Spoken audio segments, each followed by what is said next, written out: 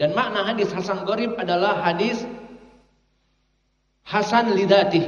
Karena di sanad ini terdapat Musa ibnu Wardan yang mana dikatakan oleh Abu Hatim dan Imam Ad-Darqutni la ba'sa bihi, menunjukkan bahwa rawi ini saduq, maka hadisnya hadis yang hasan. Dan selain itu Zuhair ibnu Muhammad rawi yang thiqah, maka hadis ini hadis yang hasan. Dan hadis ini telah dihasankan oleh Syekh kami Muqbil Al-Wadi'i muhaddits era now, dan juga oleh gurunya Syekh Al-Albani, keduanya rahimahumullah.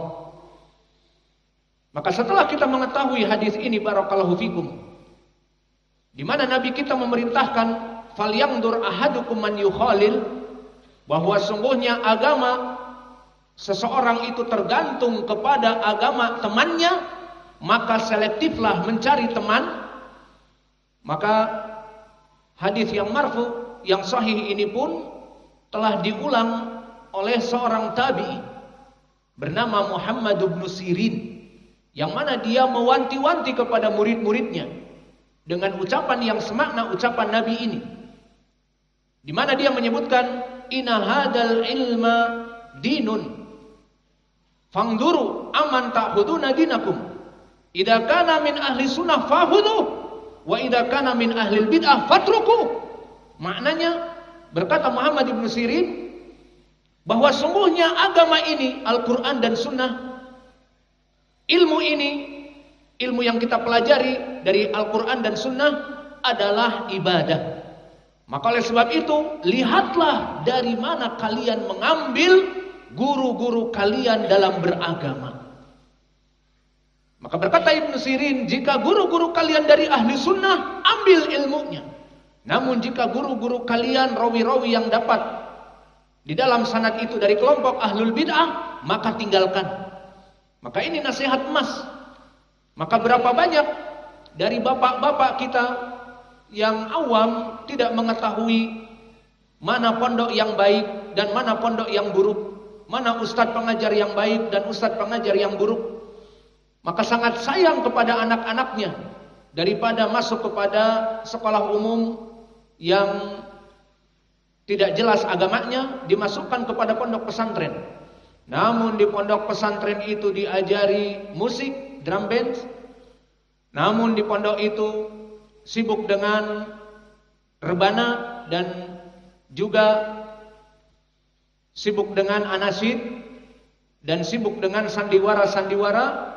Maka akhirnya telah beberapa tahun jadilah anaknya bukan penghafal Quran, penghafal anasyid dan membuat lagu Islami, dan akhirnya menjadi santri tukang nyanyi, bukan menghafal Al-Quran.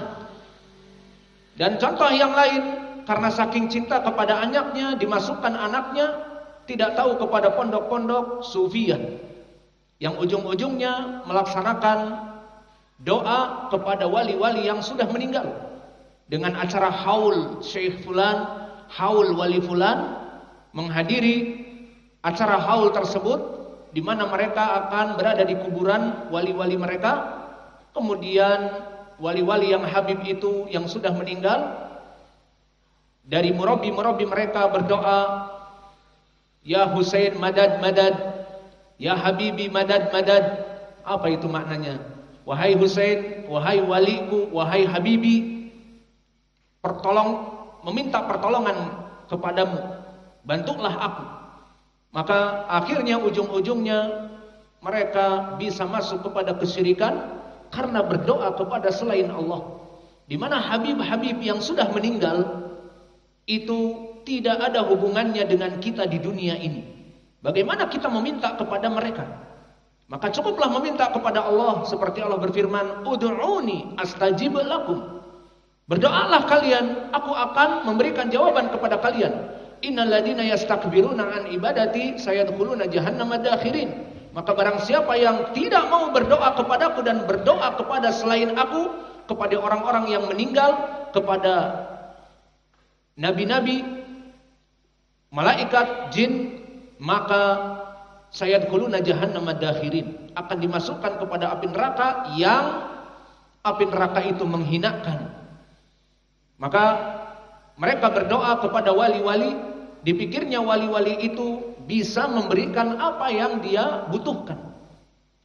Maka di dalam hadis yang diriwayatkan oleh Imam Muslim dari Abi Hurairah, dijelaskan oleh Nabi bagaimana keadaan mereka. Disebutkan oleh Nabi, inna ibna Adam idza mata in qata'a alaihi amaluhu illa bi ihdas salat. Bahwa orang yang meninggal itu semuanya terputus dengan kehidupan dunia kecuali 3 perkara. Amal jariah, di mana dia dulu menginfakkan hartanya untuk masjid, maka akan mengalir pahalanya selama masjid itu terus diibadahi, dijadikan tempat peribadatan.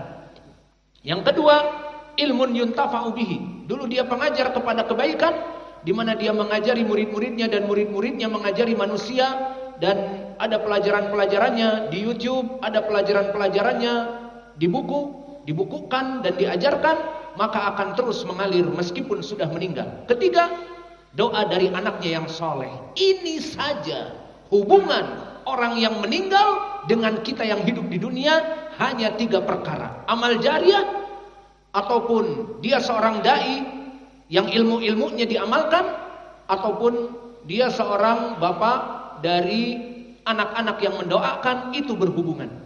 Adapun Habib-habib yang meninggal, wali-wali yang meninggal, kemudian semua orang melaksanakan haul dan meminta ngalap barokah, wahai Habib Fulan, berikan kami rizki.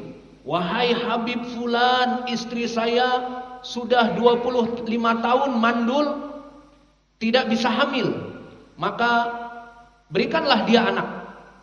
Maka dari mana? Banyak orang meminta kesehatan kepada para wali, padahal dulu wali itu waktu masih hidup seorang dai saja, seorang imam masjid, tidak kuliah kedokteran ataupun menjadi spesialis dan sebagainya. Kemudian dimintai, wahai wali, berikanlah anakku, ibuku ataupun putriku yang mandul, yang 25 tahun tidak mempunyai anak. Apakah di dalam kubur si wali ini belajar ilmu kedokteran, bahkan mengambil S3 spesialis SGOT, dan dia mempunyai klinik, ada USG, ultrasonografi, tidak hamil karena demikian dan demikian? Tidak ada. Maka itu perkara yang merupakan kesyirikan. Maka awas, jangan salah memilih guru. Jika bapak-bapak ingin memasukkan anak-anaknya kepada pondok-pondok pesantren, please selektif. Seperti ucapan Nabi, seperti ucapan Ibnu Sirin, ucapan Nabi, "Falyanzur ahadukum man yukhalil." Lihat siapa teman dekatmu, dan guru adalah teman dekat bagi muridnya. Dan begitu pun ucapan Ibnu Sirin, lihat bahwa menuntut ilmu ini adalah agama. Lihat guru kamu. Jika ahlu sunnah, ambil ilmunya. Jika ahlul bid'ah, jangan diambil ilmunya. Maka ini asas, landasan bagaimana cara kita bergaul. Maka jika kita melihat saudara-saudara kita kanan dan kiri, tetangga dan sebagainya tidak baik, kita tinggalkan dan dinasehati jika mampu. Jika baik tetangga kita, maka kita berkumpul dengannya. Dan begitu pun guru-guru. Jika ada guru-guru kita yang baik, kita belajar dengannya. Dan jika guru kita manhajnya, akidahnya tidak baik, maka kita tinggalkan dia and say goodbye. Cari guru yang lain, yang semanhaj, seakidah, yang benar. Maka inilah dari poin manhaj ahlus sunnah wal jamaah dalam mencari guru dan dalam mencari teman duduk. Pembahasan kita lebih eksplisitkan, lebih detail lagi. Kami berikan contoh-contoh dari orang-orang terdahulu, bagaimana mereka terpuruk dan terjerembab kepada kebid'ahan yang tadinya mereka orang-orang ahlu sunnah, bahkan mereka orang-orang yang besar di antaranya.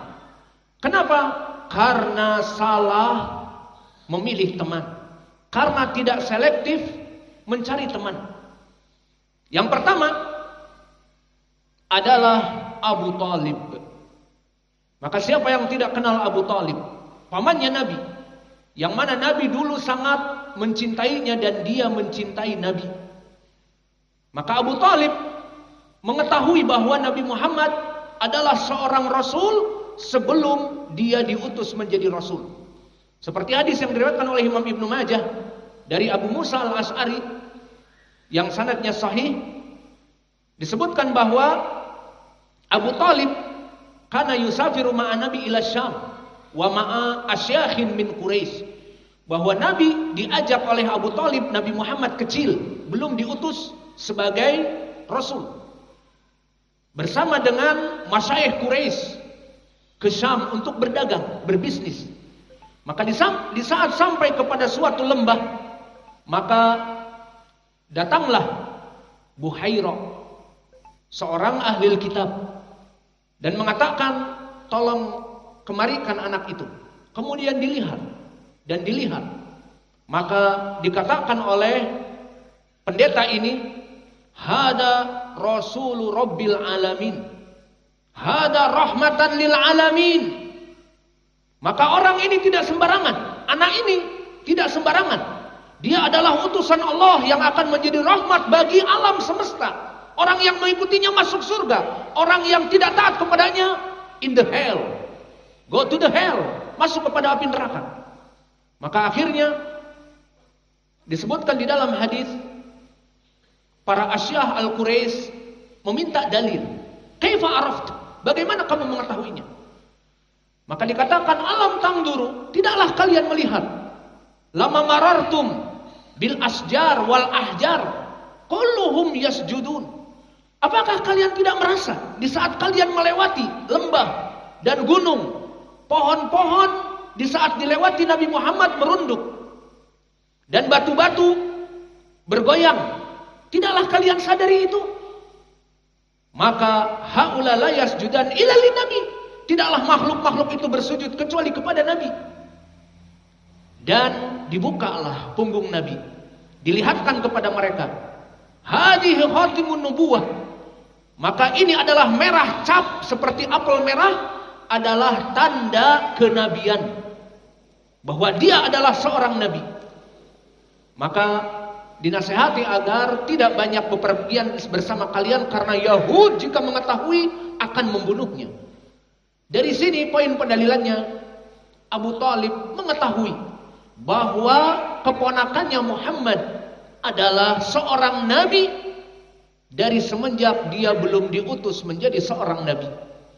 Maka kemudian setelah diutus Nabi Muhammad menjadi seorang nabi, yang mana dulu semenjak Nabi akan diutus menjadi seorang nabi, kelompok Quraisy semuanya mengagungkan Nabi Muhammad sebelum Nabi. Maka semua perkara, semua permasalahan dikembalikan kepada Muhammad, disebutkan Muhammad al-Amin, Muhammad yang terpercaya. Perkara-perkara kabilah Quraisy dan sebagainya dikembalikan kepada Muhammad sallallahu alaihi wasallam sebelum an-nubuwah. Namun setelah Nabi Muhammad menjadi seorang rasul dan diturunkan ayat kepadanya, wa anzir ashiratakal aqrabin, wahai Muhammad, serulah kerabat-kerabat kalian wahai Muhammad untuk masuk kepada Islam. Maka di hadis yang muttafaqun alaih dari Abi Hurairah dan Ibni Abbas, Nabi Muhammad mengumpulkan mereka semua tokoh-tokoh Quraisy dari kerabatnya, sesuai ayat tadi, perintah tadi, wa anzir ashirataka al-aqrabin. Maka serulah kerabat-kerabat